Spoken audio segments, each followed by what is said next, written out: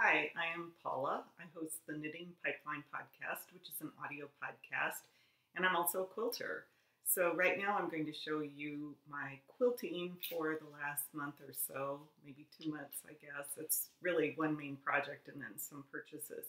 But before I get into that, I'm going to share with you the totally finished project of the cross stitch of the map of Denmark that I started in the 80s sometime and just finished this year.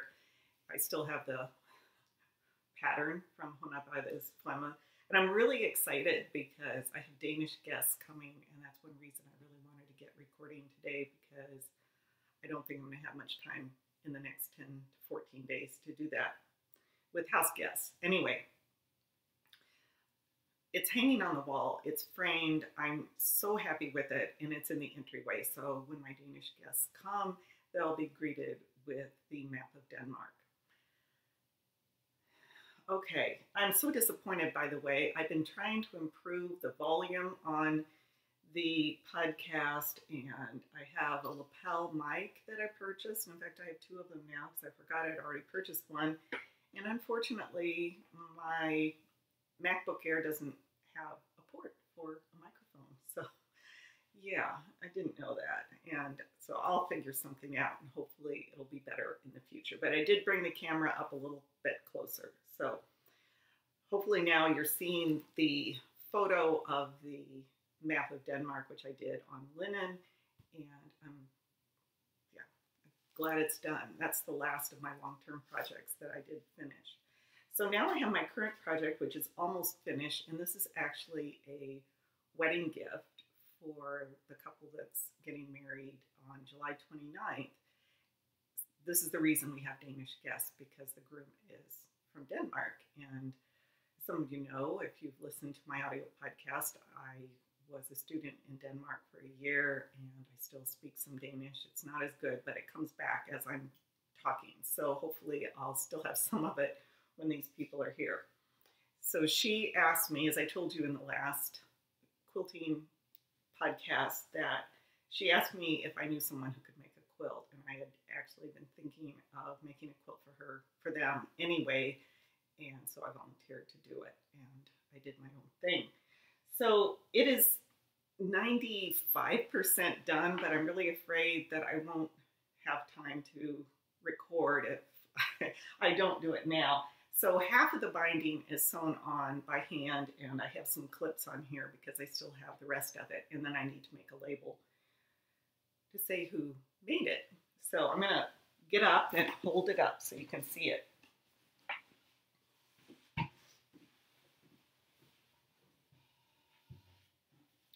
Here it is. It's kind of upside. When I record with this computer, oh, and this is not supposed to be on there. Wait a minute.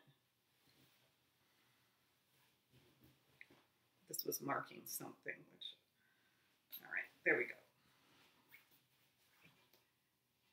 And there are 20 blocks. They're all different.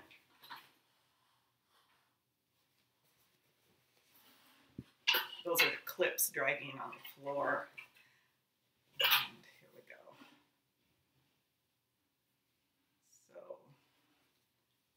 I'm going to give you a better look at here's the block that, oh, this is, yeah, there we go. And that has their names and the date of the wedding, and those are Danish flags and sort of an Americana bunting there. So I used the Quilt As You Go method. This is the second quilt I've made. I used the book by Jura Brandvig. Brandvig is a Danish name, by the way. Could be Norwegian, I suppose. There we go. There we go. And what I did is actually not so much a quilt in here. It's I think it might be a table runner, but you can make a quilt exactly as she says in here, but you can also improvise on the blocks, and that's what I did. I wouldn't necessarily recommend doing that if you don't have any quilting experience. I would do one of the ones that she has exactly laid out for you. But if you know how to make 4 patches, 9 patches, pinwheels, some basic quilting blocks, then you'd probably have fun doing this. I used a jelly roll, and I think I told you a little bit incorrect last time. I did say it was Bonnie and Camille, but I didn't say it's the Hello Dolly line. And then I brought in another charm pack from a totally different collection, because if you saw that one block with their names on it, it had red, white, and blue, and that really, there was no blue at all in the jelly roll. So I wanted to bring in some blues so that it wouldn't look like that block just didn't fit. And then there's some orange in there. She told me she didn't like orange, but she likes peach, and so both peach and orange were in the jelly roll. And I used almost all the jelly roll. I don't know how, I don't think I could have made it with just a jelly roll. With that charm pack and some other random fabrics, it came out great. The way that I joined the blocks was using the joining strip method. So in order to join the blocks, here's this, that's not the best one because there we go, maybe you can see it there. That's a joining strip right there. Those are 1.5-inch strips, and then you pretty much sew them like sashing would be, and then that's how you can join the blocks. You can also join them directly, but with this quilt, because there's so much going on, I wanted to use the joining strips in order to break it up a little bit, and I think that was the right choice for that. For the backing, I wanted to tell you about this. Here's some binder clip. This is what binder clips look like. This is the first time I've used binder clips. I've always pinned it as I've done the hand sewing on the binding, but I do like using the clips. I knew I had purchased some, but until I really tidied up my room, my sewing room, I kind of forgot where they were. So I found them and I thought, well, I'm going to try them. So the backing is, it's actually a colonial, sort of a Civil War-ish fabric, I think, in the line, and I purchased it from Craftsy. Here's some remnants from it. I purchased a 4-yard package from Craftsy. You can buy them in 1-yard increments up to 4 yards, I think. This is such a good value for anything, really, and this is from the Boundless, I think it's Boundless collection, maybe.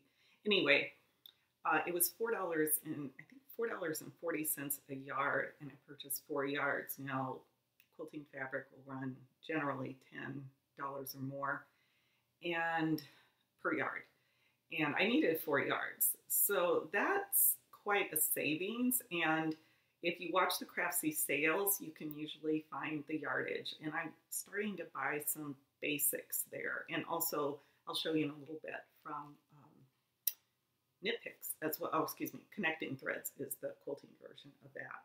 And I felt like the fabric was a decent quality. It maybe is not quite as nice as some of the more expensive ones, but it certainly is fine for a backing. And yeah, I'm very happy with it. So let's see, what else is on my list? Oh, also from Craftsy, last time I showed you a collection of pearl cotton thread that I had purchased, and I believe I said it was from Connecting Threads, but that actually was from Craftsy as well, so I wanted to correct that. And I am a Craftsy affiliate. I forget to mention that on the video, but if you go to Craftsy, if you go to my blog, which is knittingpipeline.com, and click on the link in the sidebar, then I get a small kickback from your purchases and classes that you purchase on Craftsy, but I forget to say that. So anyway, I wanted to mention it now since I'm talking about Craftsy quite a bit. I'm really excited about this quilt. It's 48 by 60, which I think is a great size. I cut the blocks to, let's see, they were 12.5 inches to start with, and I cut them down to 12 inches, and then it's real easy to figure the size of the quilt and what you need for your binding and such. And I did do the binding in the same fabric as the backing on this since I had plenty of it. So that is almost done, and I think they'll like it. I hope they do. I really had fun making it, and yeah, so now I get to think about the next project. One of the things that I've been really wanting to try is miniature quilts. I really have gotten kind of obsessed with looking at them, but then I read, this is a book by Kathleen Tracy, which I think I showed you before, but I just brought it up so I would remember to talk about it a little bit. If you're a quilter and you know some good instruction on miniature quilts, I would love to know about it, because I'm very intimidated when they say to cut squares that are 2 3/8 inches. I mean, that's just a really small size, and then such an odd increment that it kind of puts me off a little bit, as does looking at myself in the camera here. But anyway, I'm getting through it. So, okay, and I wanted to mention, no, okay, I'm going to go on to the some other acquisitions now and look. Oh, I wanted to give you a tip that I saw in American Patchwork and Quilting, which is a magazine that I've subscribed to. One of the tips in there, which I thought was really good, they have a page that has tips on it, and a lot of times they're things that you already know, or maybe you just don't apply to your situation, but this one I thought would apply to almost everyone's situation, and that is that when you have a package of blades for your rotary cutter, and I just changed my blade recently, and so this really spoke to me, this tip, is that let's say you get a package of 5 blades, then on the plastic holder that the blades come in, write down 1, 2, 3, 4, 5 on there. And then as you use a blade, cross off one number. And then that way you don't have to try to lift them out and possibly injure yourself to see how many you have left in there. And I know right now I only have 1 blade left in my case, so I'm going to have to buy some of those. So I just wanted to pass that little tip along, and maybe that would help you. I'll use a Sharpie marker to do that on my next package of my rotary cutter blades.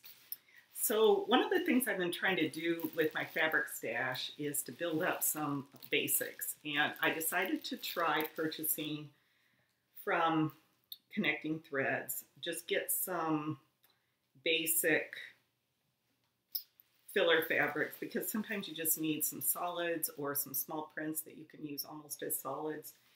And I decided, let's see, I was buying a couple of other things. I have my receipt here so I can look at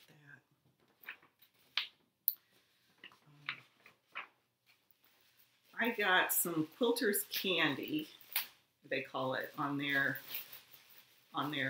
site. This one is Quilter's Candy Lot of Dots stacks, and these will probably show up as solids on the screen, but there's a purple one. It's a little, showing up, well, no, it's pretty bright. So this is just a solid fabric with polka dots, tiny polka dots on it. And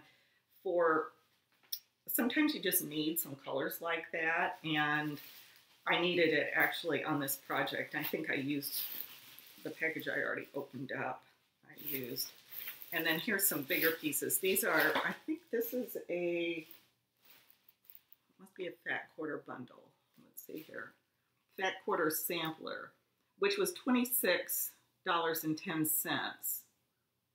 And that's about, I figured it out, it ends up being about half of what you'd pay at retail on something. And I think for this, I'm really happy with it. I think I'll use it a lot. This is the Little Leaves Fat Quarter Sampler. And there's, let's see, it doesn't say how many are in here. Maybe it does on the package. Oh, there's quite a few. 15 fabrics of fat quarters.